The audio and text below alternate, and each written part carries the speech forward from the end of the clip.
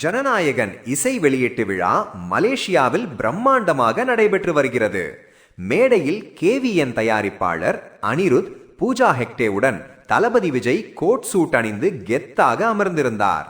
அவர் வருகையை கண்டு ரசிகர்கள் மகிழ்ச்சியில் முழங்கிக் கொண்டனர். விழாவில் ரசிகர்கள் தலைவா 2026 நம்மளோடதுதான் என கத்தி விஜய் அதை கவனித்து கைகளால் வெற்றி குறியுடன் பதிலளித்தார். பின்னர் அந்த ரசிகர் எழுந்து விஜயுடன் கை கொடுத்த காட்சி சோசியல் மீடியாவில் வைரலாகி ரசிகர்களின் மனதை ஆட்டுகிறது. தமிழ் சினிமாவில் நாளைய தீர்ப்பு படத்தில் ஹீரோவாக மாறிய விஜய் ஜனநாயகன் படத்துடன் தனது சினிமா வாழ்க்கைக்கு ஒரு எண்ட் கார்டு போட்டு தமிழக வெற்றி கழகத்தை ஆரம்பித்துள்ளார்.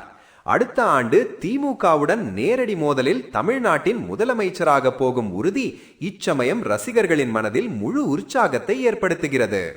மலேசியாவில் சுமார் 80,000 ரசிகர்கள் ஜனநாயகன் இசை வெளியீட்டு விழாவில் கலந்து கொண்டு ஒரு பேரே வரலாறு பாடல் பிஜிஎம் உடன் விஜய் நடந்து வந்த காட்சிகள் கூஸ்பம்ஸ் அளித்தது.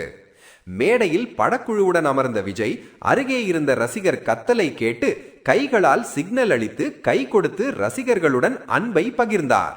இதுவே இன்று நிகழ்வின் முக்கிய ஹைலைட் ஆகிவிட்டது. ஜனநாயகன் இசை வெளியீட்டு விழா தமிழ் சினிமாவில் இதுவரை இல்லாத அளவு பிரம்மாண்டமானது. விஜய் நடிப்பில் மற்றும் ரசிகர்களின் உற்சாகத்தில் இன்றைய விழா முழு உலகம் கவனித்த நிகழ்வாக மாறியுள்ளது. இதோ ஒரு சினிமா ஹீரோவின் உற்சாகமான நாள். இவ்விழா ரசிகர்கள் மனதில் நிழலில்லா நினைவாக பதிந்துவிட்டது.